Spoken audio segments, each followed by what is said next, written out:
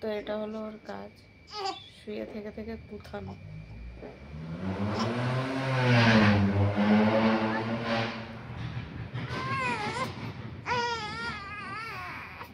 ওরকম করতে করতে আবার একা একা ঘুমিয়ে পড়বে। ও যখন খিদে পাবে তখন কিন্তু আর ঘুমাবে না, ওটা যখন চালু থাকবে। দেখো একা একা ঘুমিয়ে গেছে।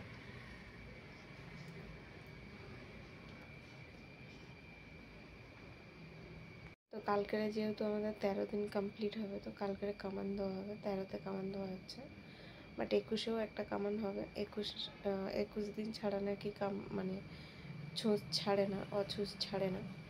তো কালকেরে মোটামুটি একটু ঘরে ঘরে করে দিয়ে দেওয়া হবে।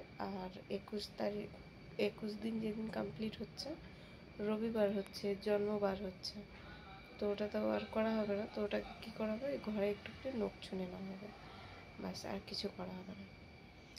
তো কালকে হবে, কারণ কালকে তোমার ক তারিখ, ডিসেম্বরের 5 তারিখ শুক্রবার। তো তোমাদের দাদাভাই মা আর ছেলে গেছে বাজার করতে, কিছু কিছু জিনিস বাজার করে নিয়ে আসবে। আর দুপুরে ওই আমাদের নখটা ছুঁয়ে নেওয়া হবে। আর যেহেতু শুক্রবার কারোরই ছুটি নেই, তো ওই রাতের দিকে খাওয়া দাওয়াটা করা হবে, এরকমই প্ল্যান করা আর কি। রান্নাবান্না কী হবে সেরকম সঠিক কোনো খবর আমি জানি না, তোমাদের দাদাভাই আর মা জানে। তো খুবই সিম্পল ঘরোয়াভাবেই করা হচ্ছে, সেরকমভাবে নয়। তো আমার ছেলের বেলায় সব জিনিসটাই যেরকমভাবে করা হয়েছে, এর বেলায় কিন্তু সেরকমভাবে কোনো জিনিসই করা হচ্ছে না। তো যাই হোক, মানে করা হচ্ছে না বলাটাও ভুল, আবার হচ্ছে বলাটা ভুল।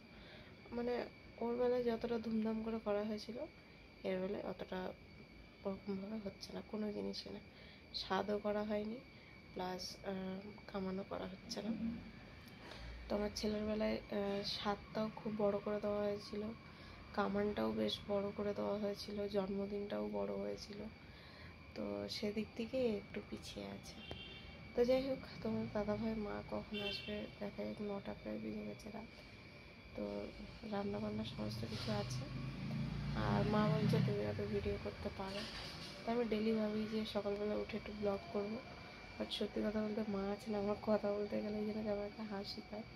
তো কালকের ব্লগটা করার অবশ্যই চেষ্টা করবো। কালকে যেহেতু একটা স্পেশাল দিন আমার আর শোনার জন্যে, তো দেখা যাক কী হয়। তো এখন কালকে সকালটা হলে তারপরে বলতে পারবো, তার আগে বলতে পারবো। তো চলো, আজকে তো 4ই ডিসেম্বর, বৃহস্পতিবার আজকে। তো